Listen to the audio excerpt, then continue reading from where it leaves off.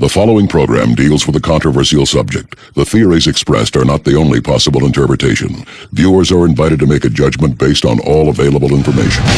This is your captain speaking. We are beginning our descent into madness.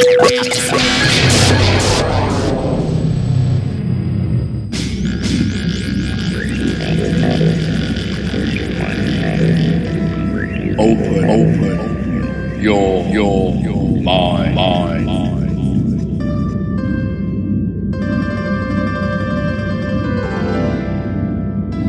And we're back to another edition of West of the Rockies. I'm Frank. Thank you guys for sticking around. I know it's late, but we have another really exciting show lined up for everyone tonight. As always, I am joined by Genevieve. Genevieve, how are you doing tonight? Hi, I'm doing rather well, and as usual, I'm looking forward to this show. I know we've interviewed him before, but it's always exciting, always. Here's a little fun fact. I was looking at my notes and whatnot, and the last time we interviewed Brad Olsen was on May 12th, 2018. And that was literally a year ago. So it's really cool that we bring this full circle.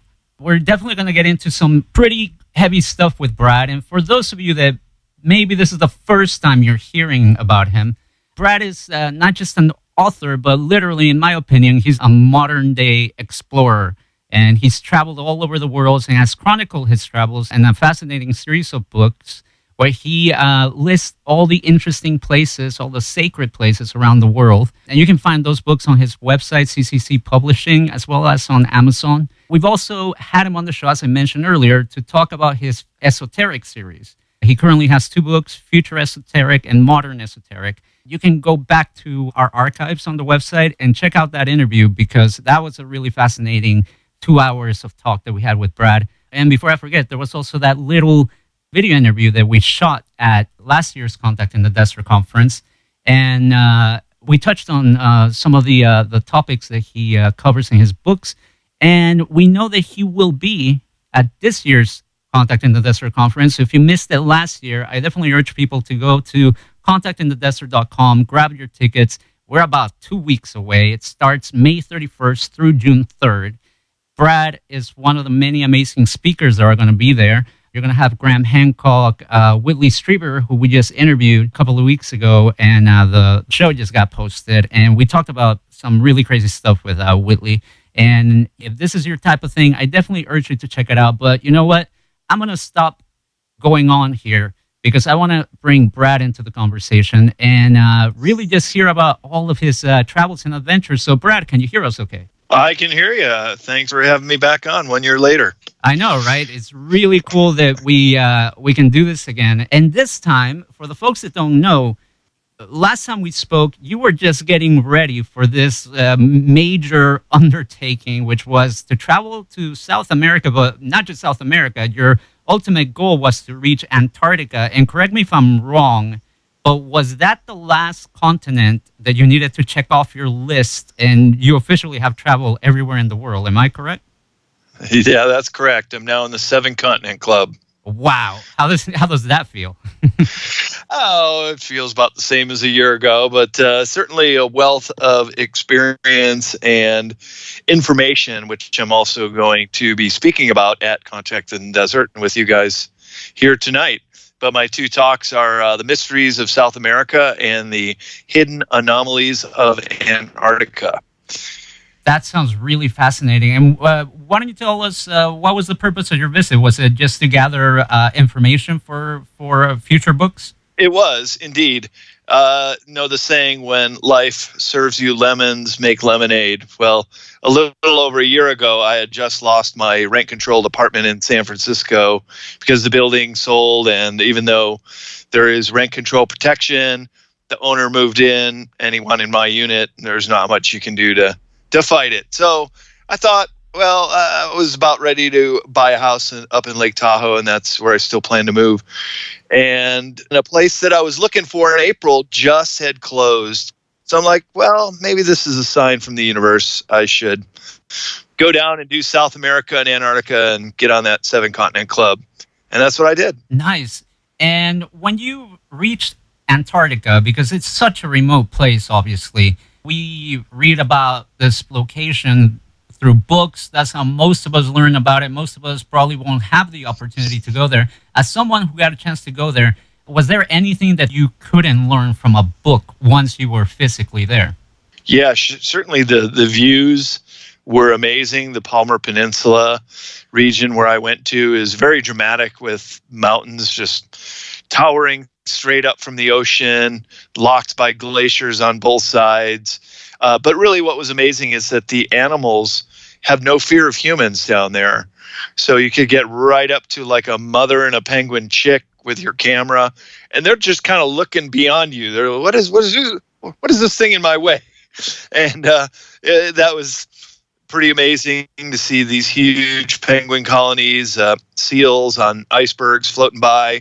Whale went right under our boat on one occasion, and dolphins and penguins jumping out of the water as we were leaving Ushuaia, Argentina, out on the Beagle Channel. But I'll tell you, the next day going on to the Drake Passage was quite an ordeal, and I threw up for 3 days straight. It was very, very rough seas. I think that's an amazing thing to hear and think about, because if you consider it, listen to what you're saying, it seems that the fear of humans amongst non-human animals seems to be a fairly recent phenomenon. I mean, I'm not saying like yesterday or 100 years ago, but essentially it shows you if something is left untouched, and this is how animals would be on their own, and us also being animals, this is how you would interact had humans not turned into what they have in the rest of the continents. Yeah, and I would imagine that animals at one time were never afraid of humans. It's just sort of in recent times being hunted quite a bit and moved off their land that they have started to become afraid of us. And let me ask you this, because obviously I feel like in the last couple of years, a lot of focus by those of us interested in some of these topics of, ufology and secret history and things like that. A lot of focus has been put on Antarctica, really. There's a lot of speculation, a lot of theories of what could be happening there. My first question is it possible for people to live there and thrive there in that climate? No, not really at all. It is extremely harsh climate, and right around now they're in their 4 months of total darkness. There are only a few hundred humans on the entire continent right now.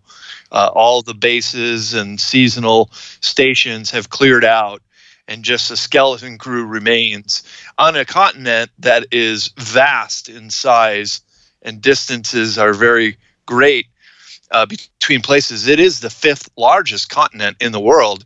Twice the size of Australia, is half the size of Antarctica, and it's larger than Europe. It's about the size of the lower 48 in Canada combined. So that can give you an estimate of how large it is. And the fact that there are only a few hundred human beings on this entire continent right now is quite a testament to how remote and also how inhospitable it is. So while humans can survive through the Antarctic winter, it is quite a challenge, and you have to live through months of darkness, which can do people's heads in if they're not prepared for it. Right. And I just like to personally know, even though we're going to dive into very different stuff later on, but I'd love to know, was it cold, and how cold was it? But B, more importantly, how did you feel psychologically? Did you feel remote, lost, scared, or completely at peace with nature?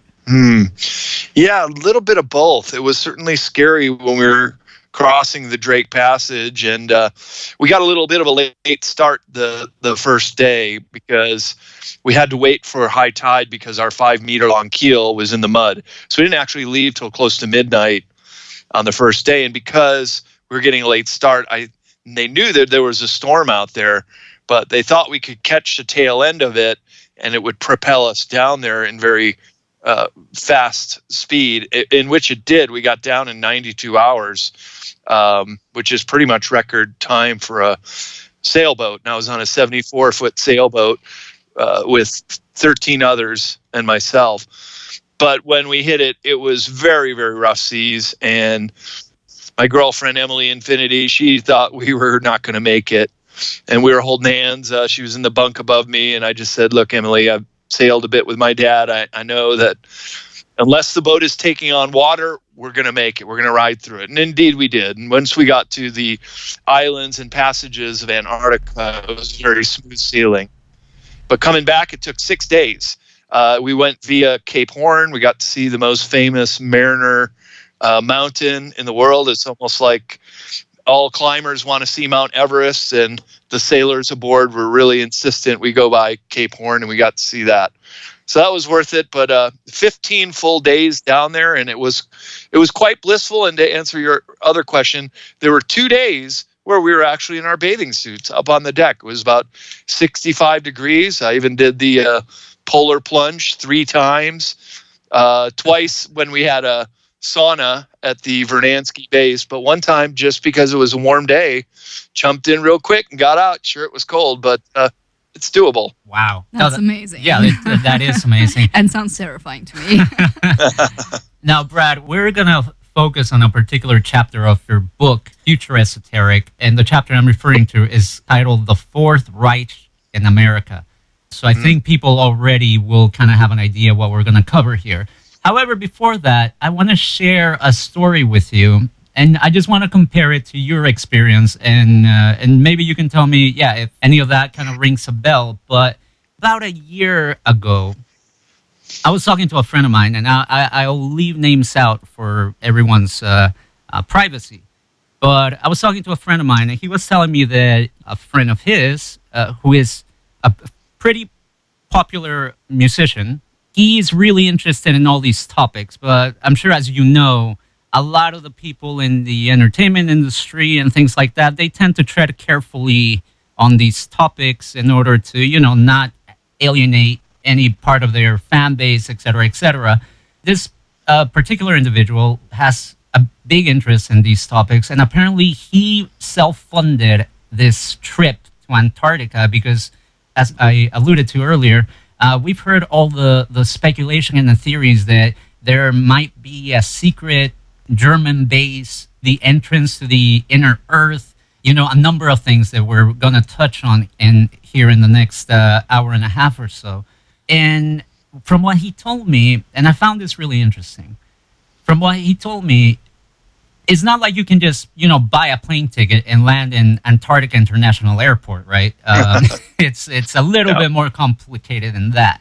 So he had, first of all, get himself down to the southernmost point in the American continent, then charter a boat, and apparently he even made arrangements with one of the U.S. outposts in Antarctica that he was allowed to visit. And he says that the whole time he was on this boat on his way over there, the chaperones, if you will, he felt like they were distracting them. Like they would be looking out one window, and then they would be approached and be like, oh, why don't you follow me and look out this way? And look, we have this thing here. And once they got on land, he says that they were walking through this place, and he felt that a lot of the walls didn't look solid or permanent, almost like they were put there to block something else. It was definitely a very strange tale. I didn't know what to make of it.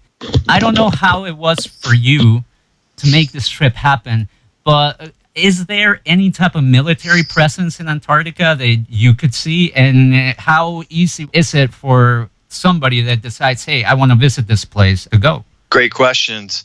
And in my book, The Fourth Reich in America, it also includes South America, and it also includes the New Schwabenland area of Antarctica.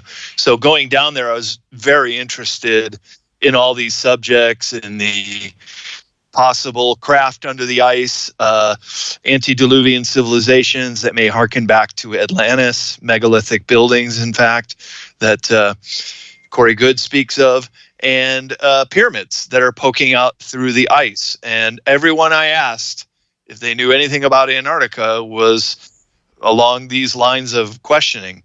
Now, do you know if your musician friend, did he go to Queen Maud Land or New Schwabenland, the area claimed by the Nazis in the Third Reich? I honestly do not have that information. Genevieve, curious. Well, I think the implication was that yes, because they weren't as subtle as saying, hey, look out this other window. They said, you are not allowed to look out the left side. Stay on the right side of the boat. You're allowed to witness that, but anything on the left side, this is private sort of thing. And, I mean, what you're going to do? Say, oh, but I want to. So, yeah, the implication was there was definitely something there that they absolutely could not see and witness. Interesting. And he couldn't find out what that was? I could probably get the information, and I'll be happy to share with you later on, because I think that would be interested to know. Because when I'm in your show 1 year from today, we can talk about that. Right. We'll make it a 1 year anniversary. Every year we'll build on this, yeah. We'll send you a teddy bear. So to answer your other question about the militarization of Antarctica, in the late 1950s, the U.S. was participating in Project Argus, and they were actually detonating high-altitude nuclear bombs in the Southern Ocean area. Now, it is still a classified program, and it's not entirely sure where those nukes were going, because some think it was in response to Operation High Jump, in which Admiral Byrd and his armada were decidedly defeated 2 months into their 6-month expedition and hightailed it back with much loss of life, all of their aircraft destroyed, including one ship called the USS Murdoch that reportedly was confronted with these craft that came out of the water, and this is off the coast of New Schwabenland, and had a high-tech laser, and this is 1946, 1947, sliced it right in half. They couldn't shoot this craft down, and Admiral Byrd, on his way back, was quoted in a Chilean newspaper that we are confronting an enemy that have the ability to fly pole to pole at incredible speeds. Well, there's still no craft that's known today that could fly pole to pole with incredible speed. So we're obviously talking about either backward engineered technology that the Third Reich was certainly working on at the Skoda Works in what is today the Czech Republic, or perhaps they had allied with another ET race that was there to protect them. Now, after the experiments with Argus, with nuclear bombs, it was such an outrage to the rest of the world that the Antarctica Treaty was forged.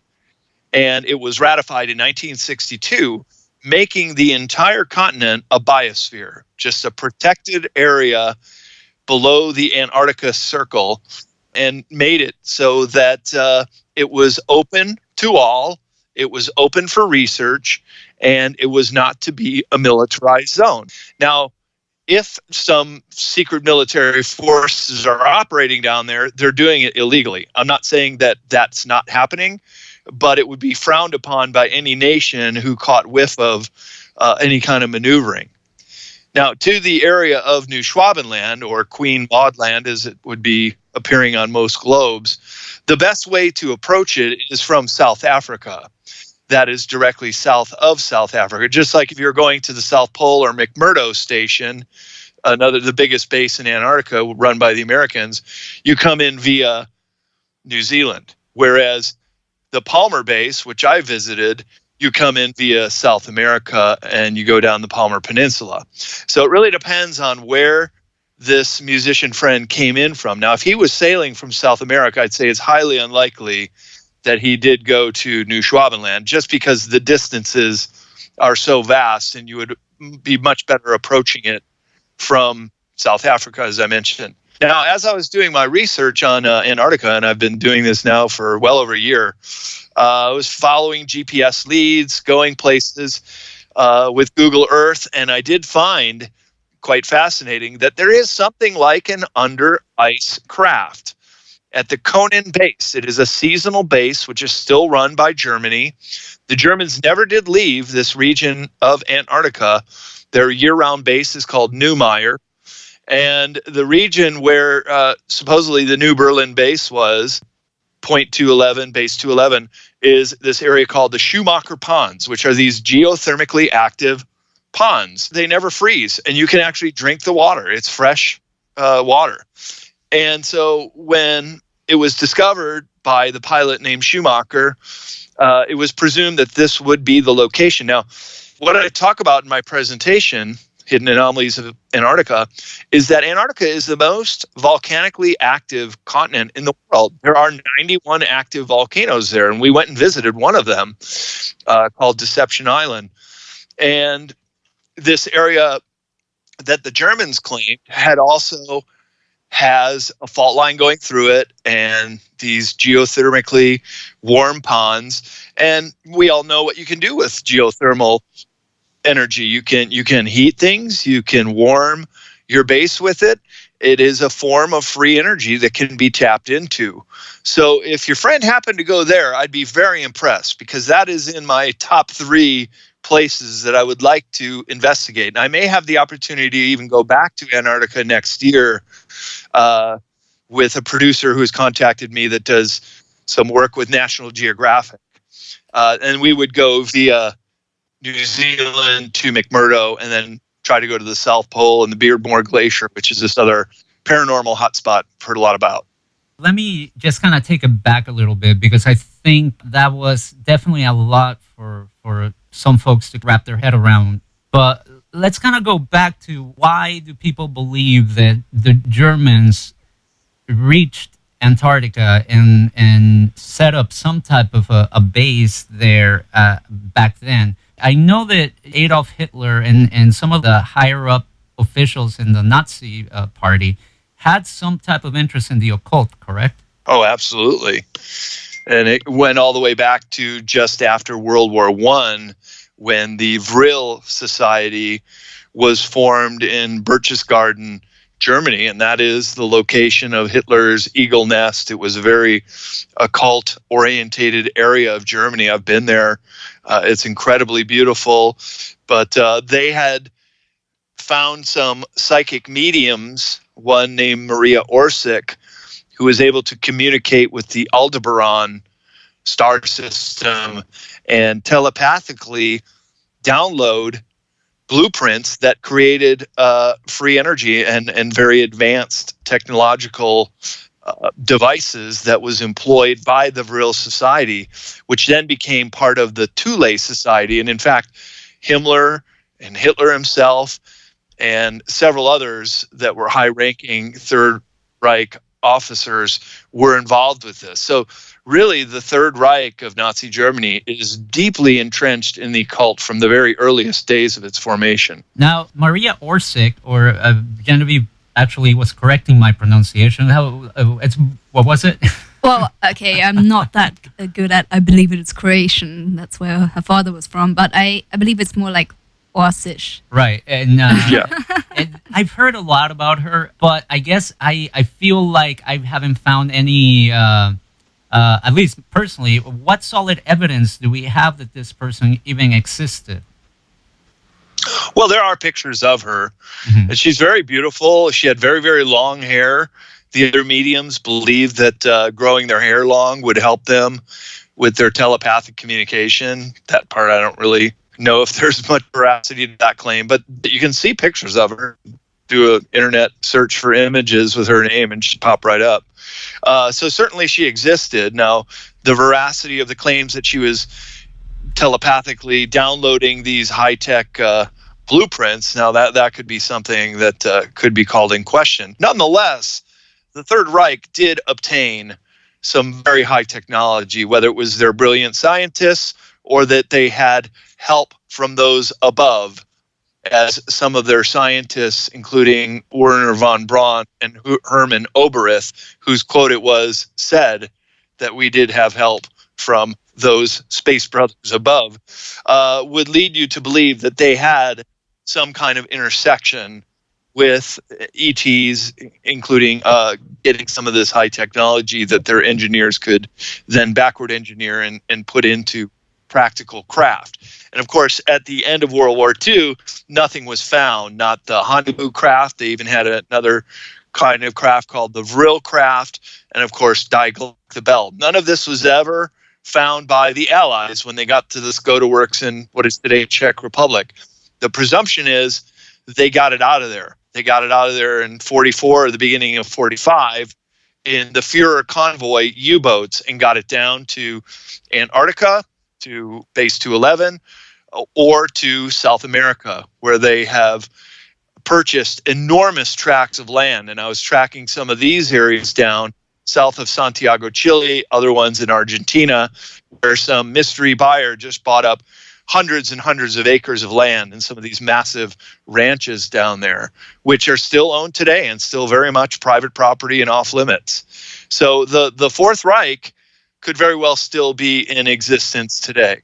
Wow. Before we continue, just really quick, I know that one of the questions that a lot of people have when this subject comes up is, well, if they had such advanced technology and advanced weapons, why did they lose the war? At the same time, I wonder, did they lose the war? Really? And I know we have this discussion quite often, and I feel like it was almost one of those things of timing. And I don't know if these things that we have read about and research are true. It almost feels like if they had just those 5 more years, 10 more years, something else would have happened. The outcome would have been We different. might all be speaking German. Exactly. Yeah, they were very, very close, and they had quite a bit of advanced weapons, but they knew that they were going to lose probably the beginning of 44, and to go ahead and nuke New York City or something would have been the total obliteration of Germany. And keep in mind, Germany surrendered at the end of World War II on VE Day. The Third Reich has never surrendered.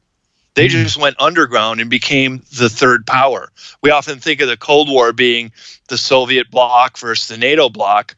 Well, there happened to be a third power, and this is the Fourth Reich in exile, which became more of an intelligence network that was also very empowered with the riches that were pulled out of Europe. And there are still tons of gold bullion and priceless paintings, artifacts that have never been recovered after World War II. And then, as I was mentioning, these large tracts of lands were being purchased. They had a lot of allies in South America, and I went and visited a few places where Adolf Hitler had faked his death and had been seen and survived the war and lived until the early 1960s, as well as Martin Bormann, the money man, the number 2 in charge at the very end of the war, was seen all over South America into the 1950s. So those two survived. It's very well likely that this Fourth Reich was a power in the world, but completely underground and acting that way. Now, before, because that's something that I definitely want to touch on here in just a few, but you were talking about, nothing was recovered at the end of the war as far as some of this high technology. I did find interesting that the one thing they did find was what was called the Horten, I think it was like HO 229, which was like that single wing aircraft that looked eerily similar to what later was designed and built here in the U.S. and became known as the B-2 Spirit bomber, or, it looks like a Stingray flying in the sky. Do you think that that was just kind of like a throwaway aircraft? I mean, it seemed kind of like a random thing to be found, and then the U.S. has this eerily similar aircraft up in the air a few decades later. I mean, is that how advanced Nazi Germany was? That they would give us their throwaway, yeah. Right. That's how advanced they were. And that's why to make such a claim that they had help from the Space Brothers from above is not so far-fetched, because they were so far advanced that anything the Allies had, as Guinevere said, if they had 5 or 10 more years, we'd all be speaking German, and they probably would have won. And they were very close to having a nuclear bomb, too, which could have really tipped the tides. They were always very fascinated with these wonder weapons.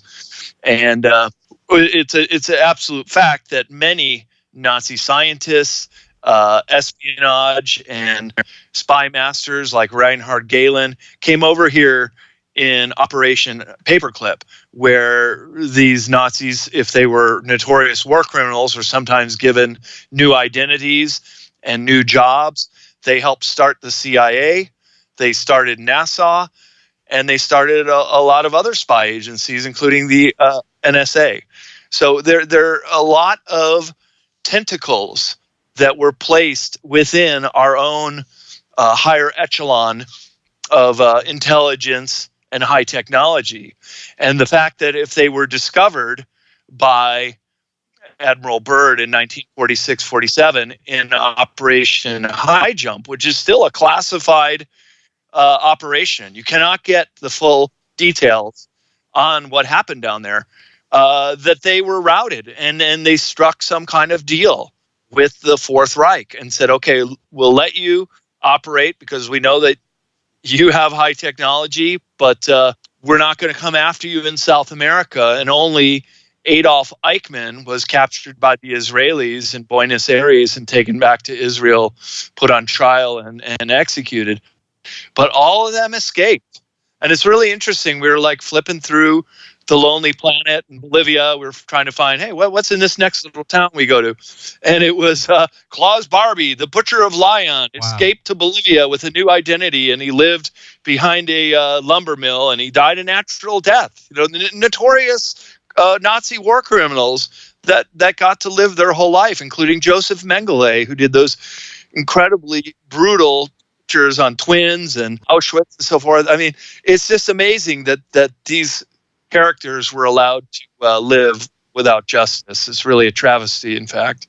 And actually, that was going to be my next question. And I know we're speaking more in terms of history and facts as far as we know, but what is your opinion in terms of the moral, ethical background of this? Because philosophically, I think a lot of people would be against exactly what you're saying, taking in these Nazis and saying, hey, look, we're going to give you a new life. It's fine. Come over and help us. Yeah, and of course, there was the big buildup in the Cold War with the Soviet bloc, and they became the new enemy, and we needed to beat them technologically. So it kind of makes sense that the mentality at the time was, hey, take what we can get out of this very advanced German economy and war machine and use it to our own means. But the fact that they became so infiltrated in these high levels of government became quite an alarm to those who were paying attention, including Forrestal, who was suicided out of Bethesda Hospital because he was getting a little too close to the truth. And there were others who also died as a result of trying to expose what these people could do and how they got away in South America, too.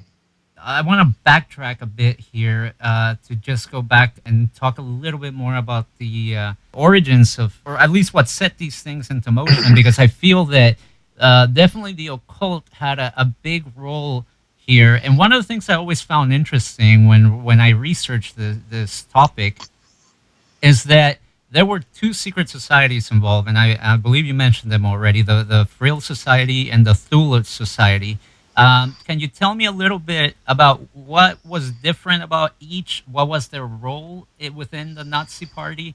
And also, I know I'm asking a lot here, but the last question in that regard is, I've noticed that a lot of the symbols used in Nazi Germany are derived from runes. So if you can also tell us just what runes are and how they became part of the Nazi imagery. Yeah, very fascinating. In my sister companion book to Future Esoteric called Modern Esoteric, I have a whole chapter on sacred symbols. And runes are basically an alphabet that were developed by the Vikings. And of course, the Nazis had this notion that they had this Aryan ancestry, including those of the Viking ancestry in Scandinavia. And we're very akin to the legends of a hollow earth, which the Vikings also spoke of, way up north in the land called Thule. It's interesting that in the southern hemisphere, not too far away from Antarctica, is southern Thule Island, which is also the reported location where the black goo comes from.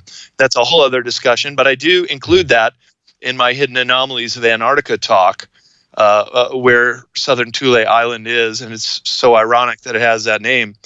But when I was traveling in India, Frank, I tell you, I saw the swastika all over the place, and I'm like, what is going on here? But clearly engraved in temples that were very, very old. Obviously, the Nazis stole this symbol. They took it, they flipped it around, and they put it a little bit at an angle.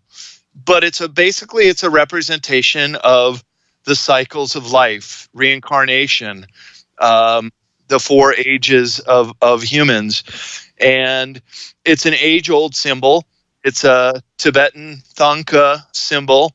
And the Third Reich had a very close association with Tibet as well. They were doing exploratory parties of the Tibetan plateau in the 1930s.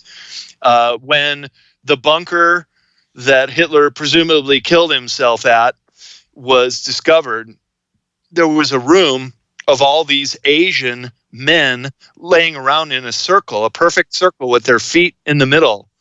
And it wasn't because one of the Soviet soldiers had been from Siberia and recognized them as Tibetan that they knew that these were Tibetan officers wearing full Nazi regalia when they were discovered, and ritually committed suicide when the Russians were moving in. So they had recruited psychic and very advanced Tibetan mystics to join them. And this is, again, part of this occult fascination that the upper echelon of the Nazi Party was utterly obsessed with.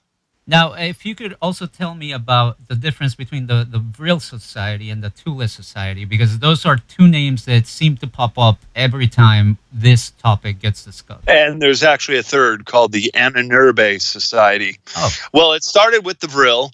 They were post-World War I in a hunting lodge in Birch's Garden where they were doing seances, as we would call it today, and telepathically communicating with the people of the Aldebaran star system. And at that time, Germany was still very advanced, and they were a peaceful country right after World War I. And so even though the Aldebaran are benevolent ETs, they felt that this is one group on Earth that we could trust with free energy technology and other technologies that they were giving to them telepathically.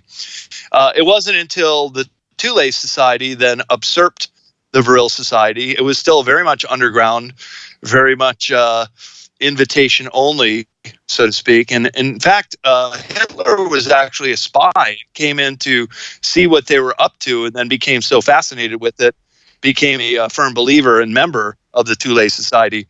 Then in the lead up to World War II, the Anomalies Society was the first and last state-sponsored psychic and occult-based branch of government.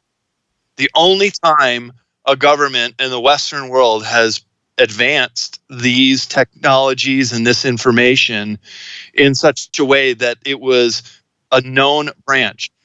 So the Anomalies Society they were collecting the books, they were doing the expeditions, they were looking for these artifacts such as the Spear of Destiny, which the first thing Hitler did when he annexed Austria was went to the museum and got the Spear of Destiny. And that was supposed to be the spear that pierced Jesus Christ up on the cross. And any army that possessed it would be undefeatable. So they were totally fascinated with these kind of relics. So in the movie Raiders of the Lost Ark, when they're doing a dig in Egypt, is very true. They were all over the world looking for this stuff, including Rennes-le-Chateau in southern France, all over the place, trying to find any kind of artifact that would give them that edge, that occult knowledge to defeat their enemies. So their belief was that they would be technologically trained and superior physically because they would be outnumbered with these bigger armies, but that they could win because they were so much better trained and that they had some of these occult secrets tucked up their sleeve. You know, it's funny you mentioned that movie because that's one of my dad's favorite movies. And I remember one of the first times I watched it, I think he told me that he believed that there was some truth to that screenplay. And the older I got, And the more I research these topics, I realize what he meant. And yeah, for anybody that hasn't seen it, definitely check it out. It's an interesting little movie there. Not that little. It's actually a pretty big movie. But let me ask you this before. I know we're going to be heading to the break here pretty soon, and I hope this question is not too big. But the Real Society seem to have been looking not just for alternate energy sources, but actually clean energy. And this technology of clean energy that the Nazis were, or the Real Society, I should say, was trying to develop with the aid of these blueprints that they were receiving through Maria. Our engines now, they work under the idea of explosion, right? We create a mini explosion in a car engine, and boom, there goes the engine, and we move the car. However, it seems that this new technology worked under the concept of implosion, which meant that nothing needed to be destroyed to create this energy. That said, it's such a paradox that this clean technology was trying to be attained by the Nazis, who, on the other hand, were causing massive destructions of lives, property, etc. How does that make sense, I guess? Well, they weren't really the agents of destruction until the war began in 1939. They were feeling like they were getting closed in on all sides, not to justify anything that they did, because any war is atrocities being committed. Correct. But they kind of felt that they were goaded into the war and then to attack Russia, and then basically they had a war on two fronts, and a small country like Germany cannot sustain that for too long, unless, of course, they had these wonder weapons, which they put tremendous amount of resources into developing. And it's very interesting that as soon as the war was over, a deal was struck to get the uranium that was used in the Manhattan Project that eventually became the nuclear bombs that were used on Japan. So they were remarkably close, probably had even done the first underground nuclear testing somewhere in the Third Reich before the war concluded. But knowing that they really couldn't stop the tide, they sued for peace and got this high technology out. And that's where I find the trail to be very fascinating, is what happened to all that high technology, and could it have gone to Antarctica and South America? And I would say in my research, the answer is yes. Brad, we're going to take a quick break, because when we come back, I definitely want to continue our conversation. This is absolutely fascinating stuff. The idea, the possibility, the very real possibility that there is some breakaway civilization that made it to Antarctica. And like you mentioned, Germany surrendered, the Third Reich didn't. So I definitely want to come back and dive in. Genevieve, last one before the break. Yeah, I do just want to make it clear. As a quick side note, a handful of nuclear bombs were indeed so-called implosion-triggered bombs. So it's interesting that there are different types of atomic bombs. And the Fat Man, as an example, this one was dropped on Nagasaki. It was one of these implosion-triggered bombs. Genevieve. Just so we have that in mind. Genevieve coming in hot with the facts. But Brad, would you be so kind to just hang on the line? When we come back, we're going to continue tackling this topic. Absolutely, you bet. Awesome. So don't go away. I can't wait to get back to this conversation, because Brad is definitely the guy that has this wealth of information, and I highly, highly recommend people grab his books if they haven't already. cccpublishing.com. Check that website out. You can find some books there. We're going to come back and, like I said, continue this conversation. This is West of the Rockies on the Independent FM, WTRradio.com. I'm here, Genevieve is here, and Brad Olsen is here, and we're going to be coming just right back. West of the Rockies with Frank.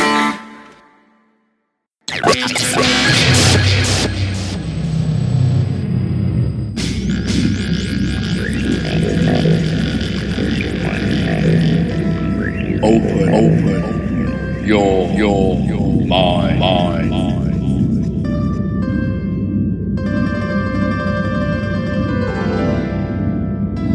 And we're back to the second hour of West of the Rockies. You like how I built suspense there?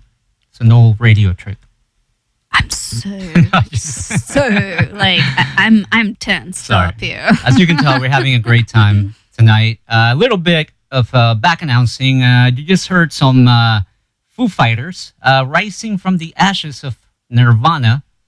Dave Grohl, drummer for Nirvana, formed the Foo Fighters, and that's from their debut album by the same name.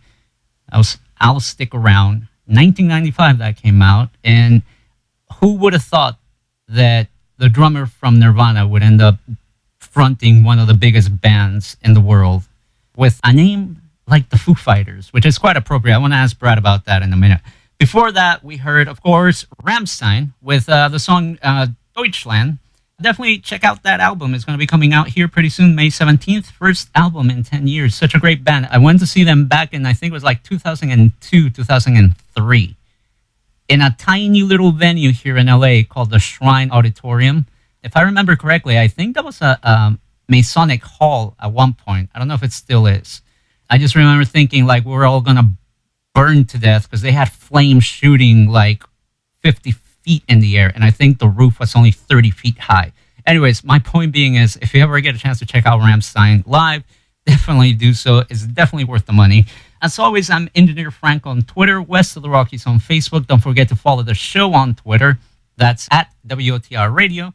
The website is WOTRradio.com. And of course, you can subscribe to our YouTube channel, youtube.com/WOTR Radio, as well as iTunes, Stitcher, TuneIn, and a whole host of other platforms that you can get our content on. Of course, I'm joined by Genevieve Uway on Twitter, and she's here Thursday nights hosting her show, No Idea Flavors, Music, Film, Facts, Jokes, and a whole lot more.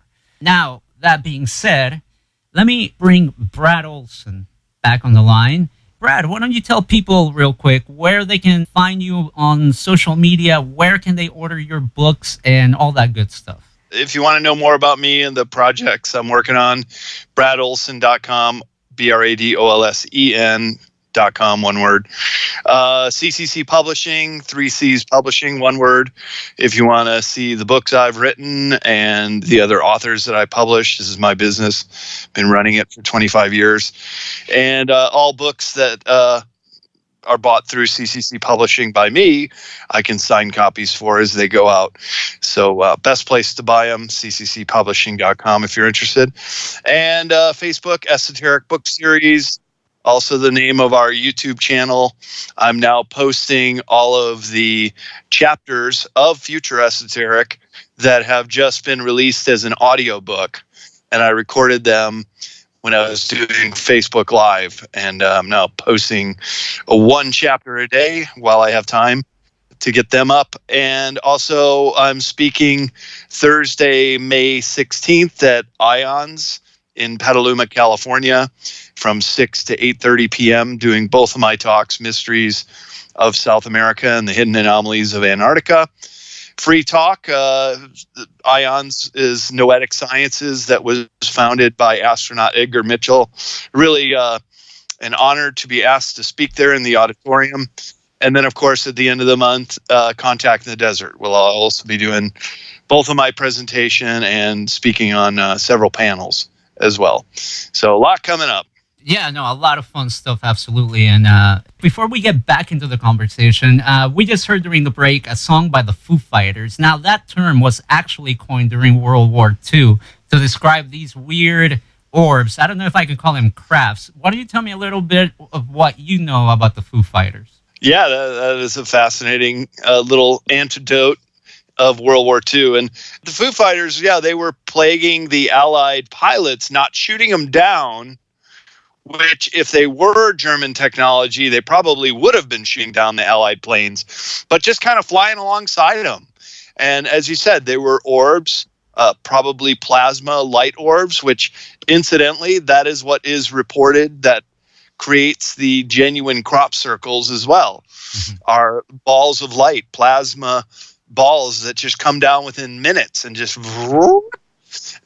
create the massive crop circles twice the size of a football field in minutes.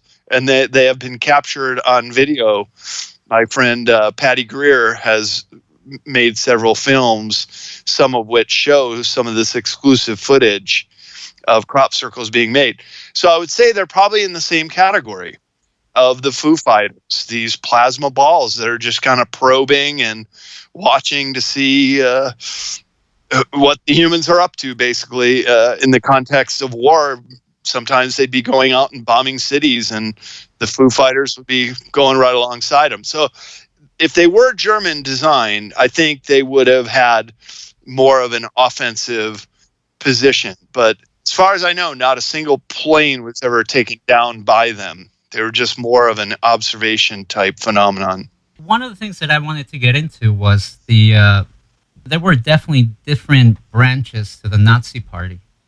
And one of them that seemed to be quite involved in this stuff was the SS. There's a lot of speculation, a lot of theorizing as far as what their actual role was or how deeply ingrained they were in some of these occult activities. What can you tell us about this quite infamous organization within the Nazi Party? Right. Well, it was certainly the best and the brightest only needed to apply, as well as being very physically fit. And they were very occult orientated. Heinrich Himmler was the head of the SS, and as we mentioned in the first hour, he was also in the Thule Society and had a keen interest in the occult. They had acquired this castle called Wieselberg in central Germany, and it was the center for any occult rituals, bringing in new SS members. It was going to be, they're going to put in lakes all around it and make it like the center of New Germany. They never did accomplish that, but the Wieselberg Castle is still there. And actually, I'm researching this for my third and final book called Beyond Esoteric. The Ultimate Journey will be a subject in that next esoteric guide, which will come out next year in 2020. Gotcha. And I know that it was definitely a very, it almost sounds like science fiction, what we're talking about here. At the beginning of the show, you alluded to some craft, or not some, it seems like most of the craft, because we don't know for certain if the Allies got a hold of any of this technology. I know a lot of people speculate that between Russia and the U.S., they kind of divvied up the scientists and some of the technology and kept it secret and worked on it in the respective countries and programs. But what evidence do we have that points to all of these advanced aircraft being rushed out of Germany and hidden in places as remote as Antarctica and South America? And those projects were the most high-tech of all. The ones that weren't so high-tech, like the rocketry program, which Wernher Von Braun was a rocket scientist at Peenemünde, and he invented the V2 rocket, which rained down on London in the waning years of the war. Wernher Von Braun should have been on trial for war crimes with the other top-ranking Nazis in Nuremberg. But instead, he got a new job in NASA and was responsible for the Mercury and the Apollo rocket program. So they seem to have given us sort of the lower priority high technology that still had to run off of solid fuel boosters and were expendable, not like the Schauenberg or craft where he was using what we would term as UFOs, disc-shaped craft, and then rendering the gravity all around them, which I describe in Future Esoteric to Fly a UFO, telling the reader some basic principles of how UFOs fly. And the Germans knew this in the 1930s. If they had not won the war, Schauenberger would have probably been up there with Albert Einstein as one of the greatest scientific minds of the 20th century. But because they lost, his history is written by the victors. They were resigned to a footnote of history instead.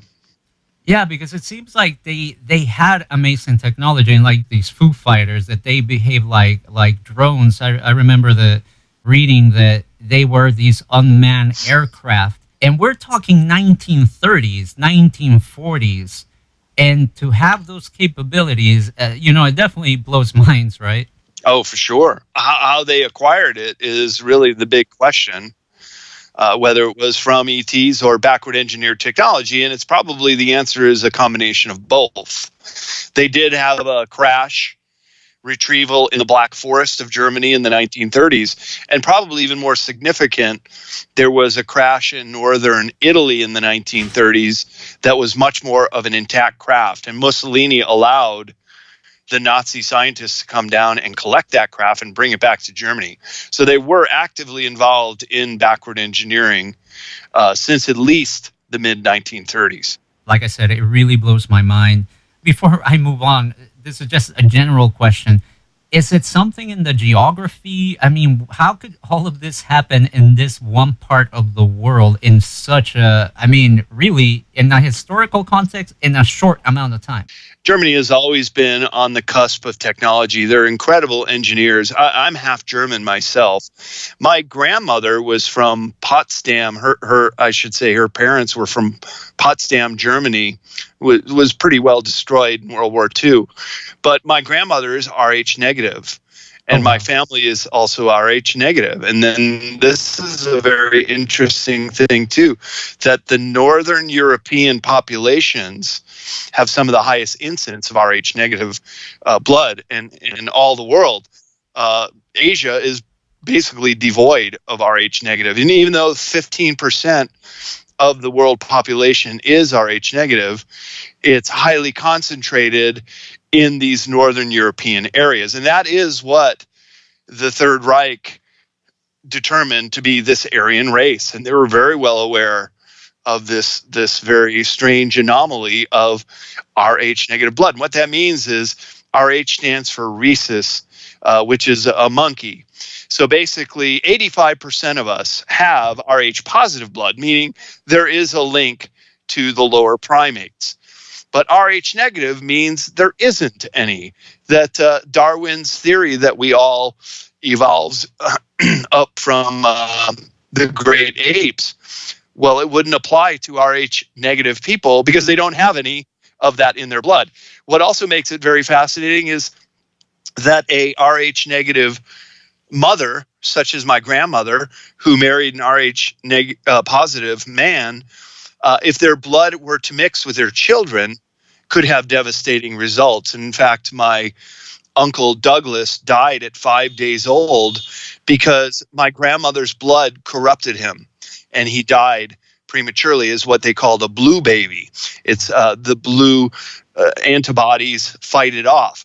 This happens in no other animals. So it's kind of another one of those little things that make the Germans a little bit special. And they knew that, and they felt that they were not like the inferior races that they often were very outspoken against.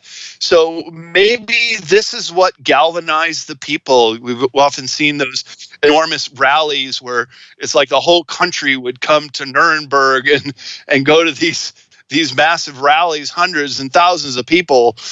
We're just all so into it. And it's been a fascination with historians since. It's like, how did Hitler and this party get so much positive energy from people who would basically work for nothing and sacrifice themselves at war for this ideology?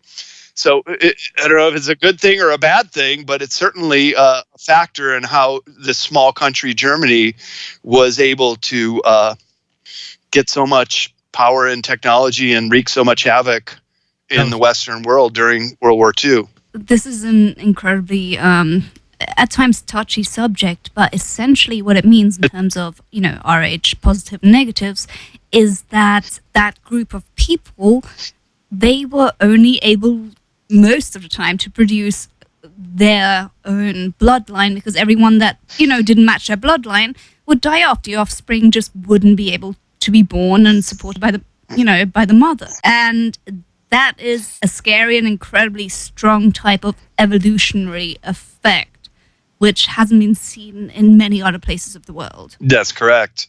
Actually, the highest incidence of Rh negative people are in the Basque region of Europe, on the Pyrenees Mountains area between France and Spain. And they're upwards of 25% of them are Rh negative, as well as the Celtic people of Ireland and Northern Europe, as well as the blue-eyed and fair-skinned and multicolored hair people of the Atlas Mountains of Morocco in Africa have a huge high incidence of Rh negative blood. So it's these pockets of Rh negative blood that lead me to believe that these people came from somewhere, probably like the descendants of Atlantis, or perhaps some kind of connection with our space brothers in outer space that Herman Oberus said they got their technology advancements from. And essentially, it's the same concept of two very similar animals that are able to interbreed, such as a horse and a donkey that produces a mule, but that mule is not going to be able to reproduce in itself.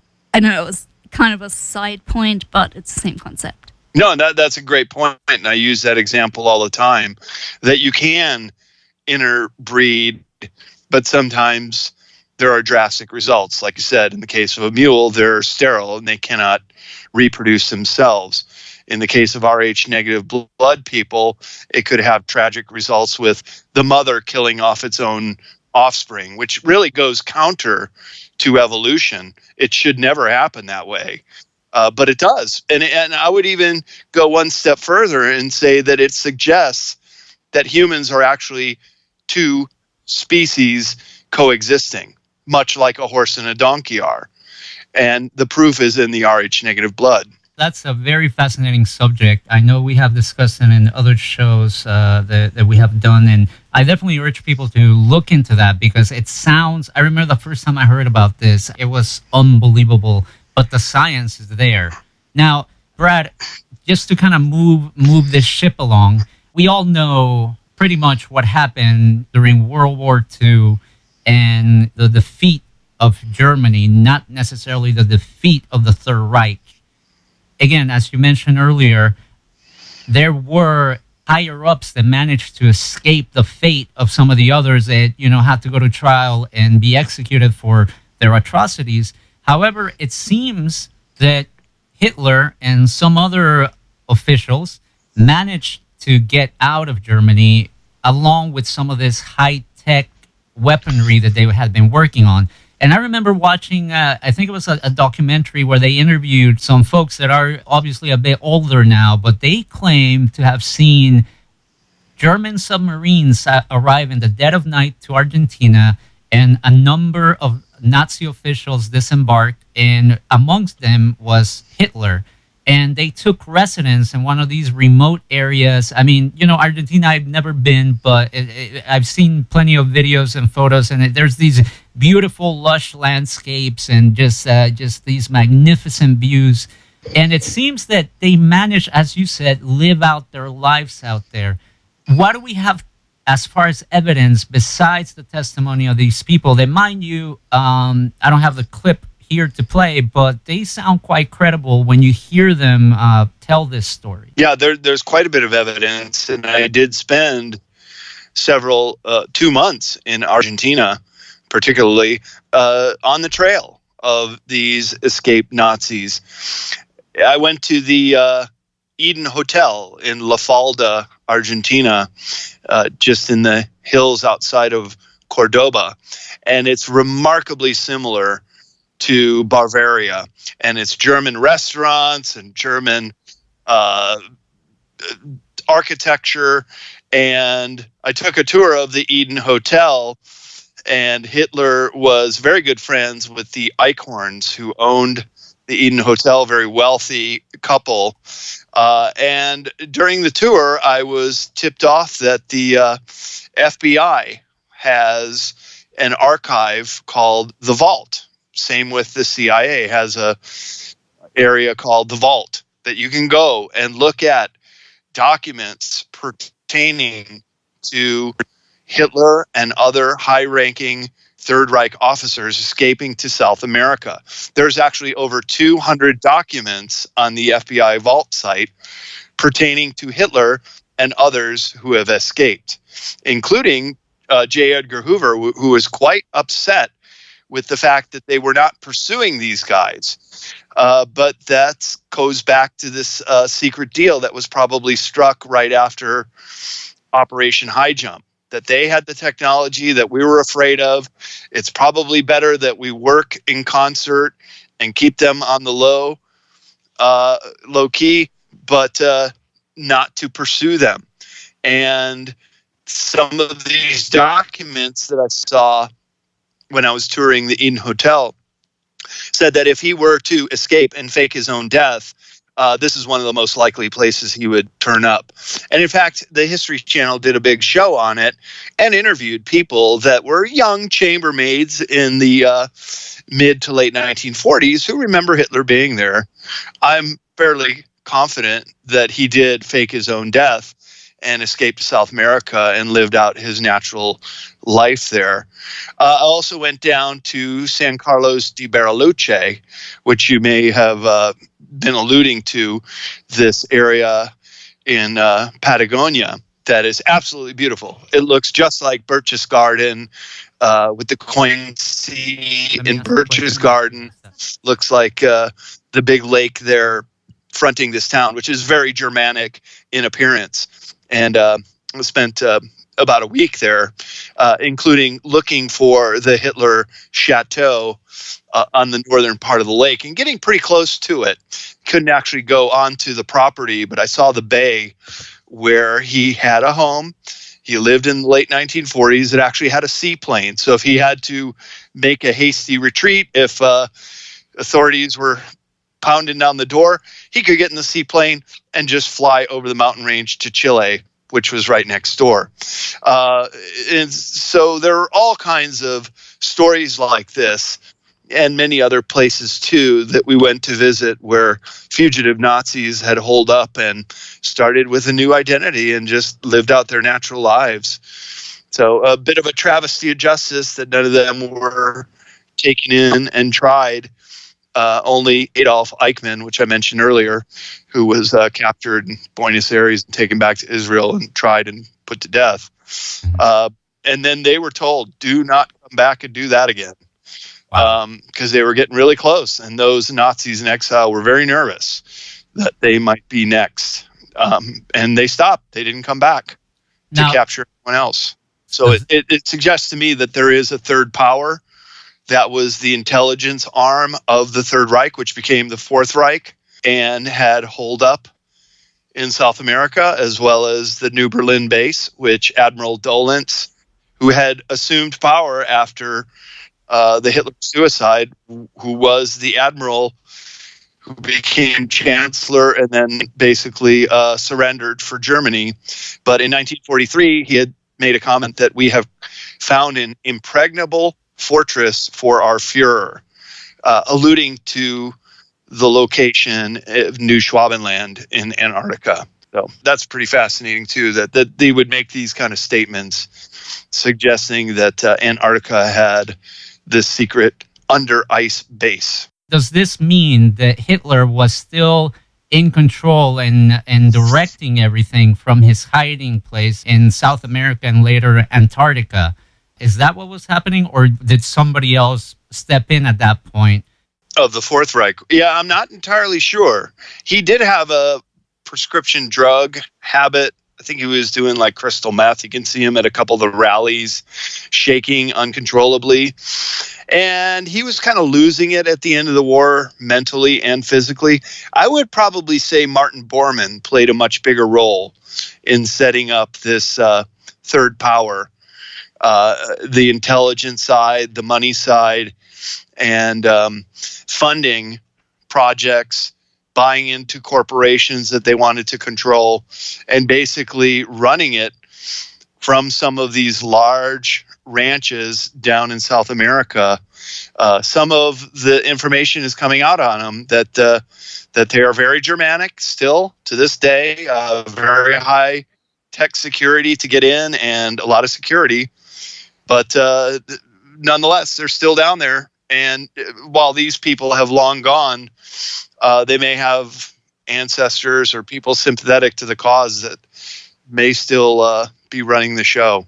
This is actually going back to a documentary I saw a while back while I was living in Germany still. And I know there's a lot of evidence pro and against. What they say is that there's this town in Brazil or, municipality that has, more than average occurrence of twins. I believe it's called the area of Cândido Godoy. And the first place where the mind wanders for most people is that Mengele is said to have landed there and continued some of his experiments, perhaps not as brutally as before, but do you think there's any, backing to that? Well, remember that movie, The Boys from Brazil, which was the cloning of Hitler and giving these children as they were growing up the same circumstances that Hitler had in his childhood. It's very possible that this could have been a legacy of Mengele, who did escape to South America and drowned in Brazil. He did die there not being brought to justice, but just a drowning accident. It was really interesting when I was down there for 4 months. Beginning in November till the end of February of this year. In January, there was this big news story that the police had found a hidden door that led to a room where hundreds of thousands of dollars worth of authentic Third Reich memorabilia, uniforms, medals, weapons, helmets, you name it, was found. Some collector had just amassed a huge amount of these items and was hiding them clandestinely. So it's very much in the psyche of South American people, especially Brazil, Argentina, Chile, that this is what happened. And then these guys escaped. So when I did the tour of the Eden Hotel, I asked the tour guide, I was like, well, what do you think? Do you think Hitler escaped the war and was here? He says, oh, absolutely. He says, I know people right here in town in La Falda. They're elderly now, but they were young chambermaids and waiters who remember him. And he knows them personally. He's like, yeah, they wouldn't lie. They knew. So it's like us up here in America. We're the ones that have a hard time grappling with this. Down there, they're pretty much resigned to the fact that these guys did escape, and their legacy in many ways still lives on. Now, how likely is it that Hitler didn't just flee? But I've always felt that, as politics go, I always felt that there was a good chance that he maybe cut a deal. And he was like, look, here's all my top scientists. Here's everything we did. Let me just go and I'll disappear and you'll never see me again. Do you think that was possible? I definitely think they cut a deal right after Operation High Jump, which was repelled from this Queen Maud Land area. And they were confronted with high technology that the Allies didn't have and were very war weary coming out of World War II. They did not want to go into something that maybe they would lose a lot of men over. So striking a deal is very likely. And just Hitler just saying, yeah, leave us alone, leave me alone. The war's over. We're just going to bury ourselves in some of these large ranches. You'll never hear from us. But of course, it's never that easy or that simple. And of course, they got the big name scientists that started NASA. They got the high-ranking intelligence officers, as well as the psychologists that came out of Germany that did the MK Ultra experiments here in this country in the 1950s. And you know why it's spelled MK Ultra? Because K is, that's how you can spell control in Germany. Absolutely correct. It's a German spelling of mind control in German. And they were doing the mind control propaganda stuff in the 1930s over there. They got brought to this country, and they did the MK Ultra stuff in this country. So a lot of these programs just continued from Nazi Germany into North and South America. Actually, before I move into North America here, I just wanted to ask you really quick. A few weeks ago, we did a really fascinating interview with an author of a book called Drugs as Weapons Against Us, the CIA's War on Musicians and Activists. And in that book, we read how Nazi colonels that had fled to South America made partnerships with some of the drug lords and the drug producers, really, or cartels from that area. Have you found any information or any evidence that that's what happened? Well, have you heard of the journalist named Gary Webb? He was doing investigative journalism about CIA doing drug running from Central and South America, and he was, quote, suicided with 2 bullet shots to the head. Now tell me how someone could possibly shoot themselves twice in the head. Right. Now, he was definitely murdered because he was exposing the CIA doing these drug running connections. Well, guess what? The CIA was a creation of paperclip Nazis that came over here, including Reinhard Gehlen, who, much like Wernher Von Braun, should have been at the Nuremberg trials as a war criminal. Instead, he got a new life and a nice salary and helped start the espionage divisions spying on the Nazis. These guys gone, and even though they're not with us anymore, they're still a part of everyday life. Brad, I want to bring the conversation home, literally here home to the U.S., because it's funny. I don't know how many people, I think over the years, people have become aware that the U.S. was quite sympathetic to the Nazis early on. Even here in L.A., in the hills of Santa Monica, they started building a little social club of sorts for Nazis to come and visit and hang out and have a great view of the Pacific coast. And you can actually find the remnants of this place here in the Santa Monica Hills. I know it's been boarded up and, it's like trespassing, so I don't recommend too many people to go there. But if you do a Google search, you will find some photos, and it's all tagged up and dilapidated now. But the U.S. was quite friendly to Germany before the war. And in your book, you mentioned that Prescott Bush, who was father of George H.W. Bush and the grandfather of, later President George W. Bush, he had help with funding for the Nazi Party, correct? Can you tell me a little bit about that link and just how friendly was the U.S. to this foreign government?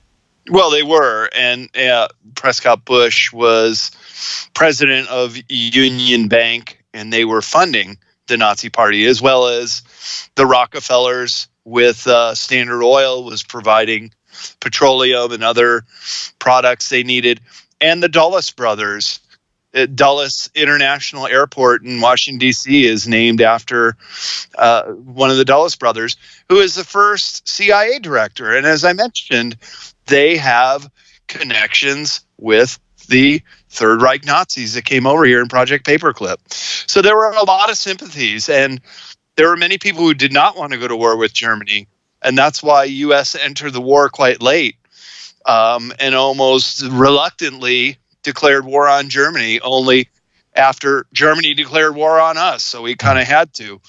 So, there were a lot of sympathies, and that's probably why a lot of these paperclip Nazis were brought over here with the justification that the war's over. We need these guys to build up our armaments and spy divisions, and let's go a little further with this mind control stuff to control the masses. And the rest is infamy, basically. Right. One of the more fascinating figures for me in all this is, of course, scientist Wernher Von Braun. And it's funny, do a Google search and you will see photographs of this known Nazi. I'm not saying, I don't have any evidence to say this, that he ever pulled the trigger or did anything to, kill anybody, perhaps not directly, of course.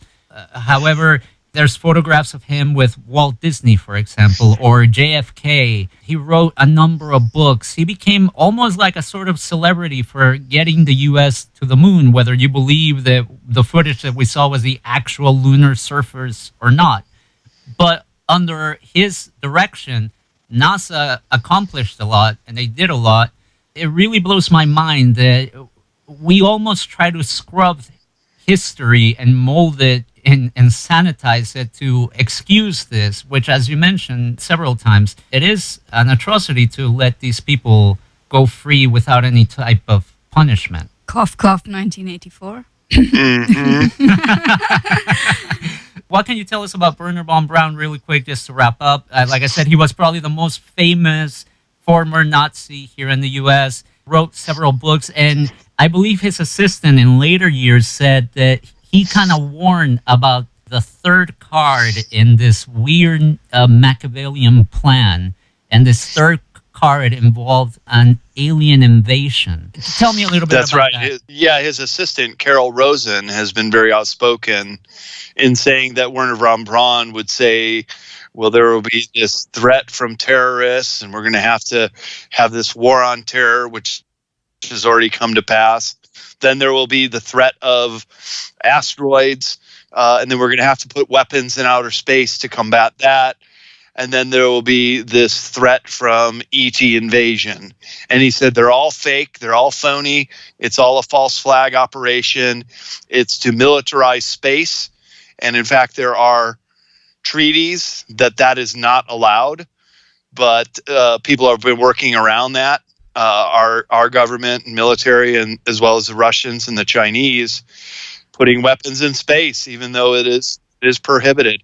I have a chapter in Future Esoteric called Weapons in Space, and a gentleman named Bruce Gagnon, he heads up this whistleblower group that makes us aware of what kind of weapons might be going up there, including these DEW weapons, or the Thor, the hammer of God coming down, these titanium rails that can just drop and with gravity create an explosion in a crater, much like a nuclear bomb, but without any radiation, just from the force of impact.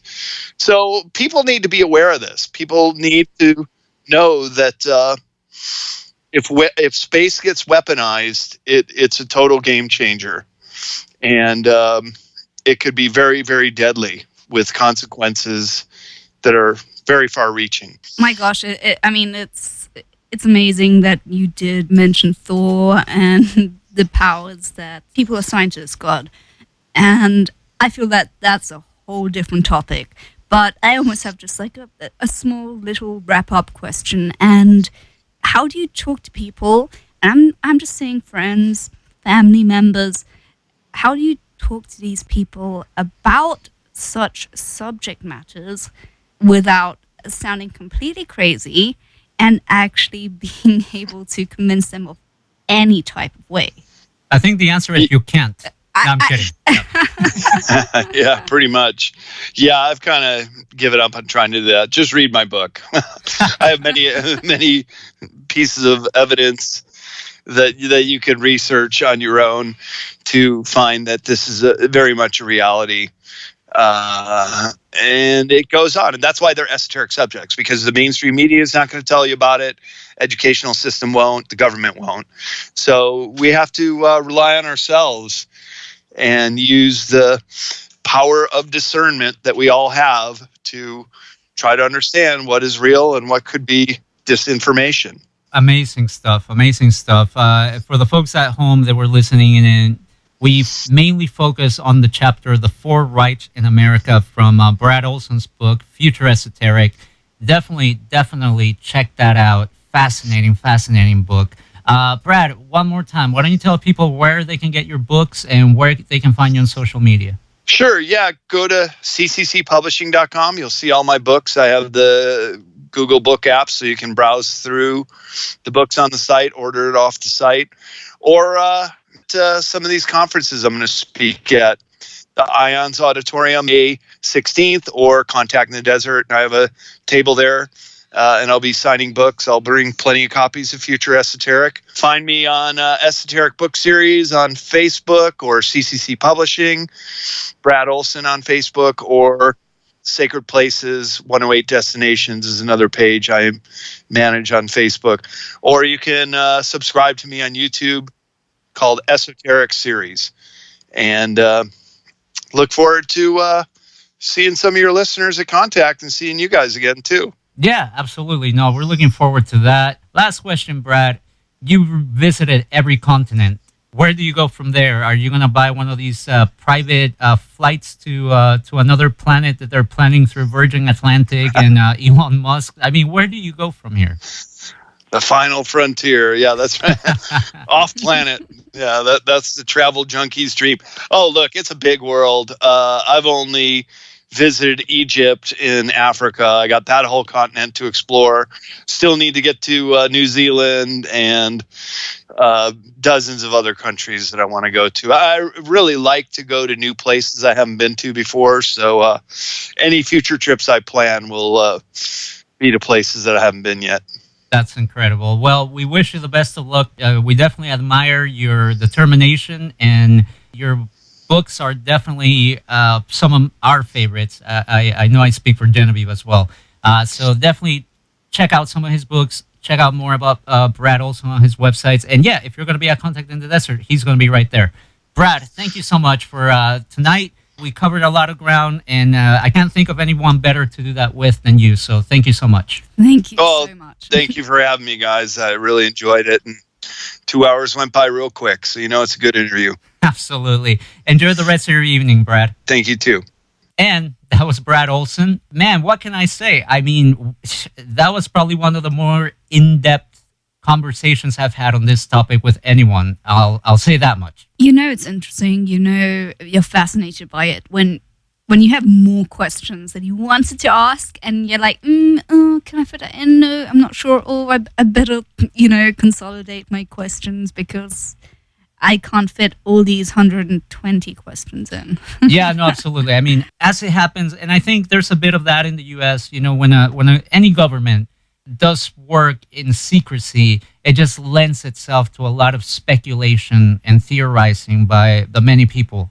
And Germany was quite secretive in a lot of the things they did. I like how you said quite, because that is... Okay, completely. Very I mean, the people themselves didn't know what was happening in their own country at the time. Absolutely not. No, and, they have no idea. Yeah, so again, fascinating topics that we discuss here tonight. Definitely get Brad Olsen's book, Future Esoteric. That was just one chapter. I can't emphasize that enough. Like, we literally covered one chapter. So can you imagine the rest of the book? We barely covered one chapter. Oh, barely. So, yeah, definitely go grab yourself a copy. We'll be sure to post links along with the interview. I really have nothing else to say, so I'm just going to wrap up because I'm going to go and think about this for another 5 hours. That being said, we're going to go out with, we were talking about Brazil earlier. We were indeed. And this apparent twin town of sorts. Yeah, I think it was a municipality, but that sounds less catchy. Yeah, so this is how I'm going to tie it in, right? I played a little bit of Rammstein during the break. Mm-hmm. And the only time I've seen Rammstein live, Soulfly was opening for them. And obviously Soulfly was the frontman, as the same frontman for the band Sepultura from Brazil. Mm-hmm. So just to tie it all in, I'm going to play a little bit of Sepultura. I feel like I don't play them enough here. So this song is called Attitude, one of my favorite tracks off of their album Roots. Probably one of the standards as far as metal music goes, in my opinion. So I hope you guys enjoyed that just as much as you enjoyed the interview. As always, I'm Engineer Frank on Twitter, West of the Rockies on Facebook. Don't forget to follow the show on Twitter at WOTRradio.com. Don't forget to subscribe on YouTube, youtube.com/WTR Radio. Hit the bell, hit the like, let us know what you think. And, of course, we have iTunes, Stitchers, and all that good stuff. Genevieve Uway on Twitter. Follow her and check out her show here on Thursday nights. Boy, I'm trying to go as fast as I can because I know time has run out.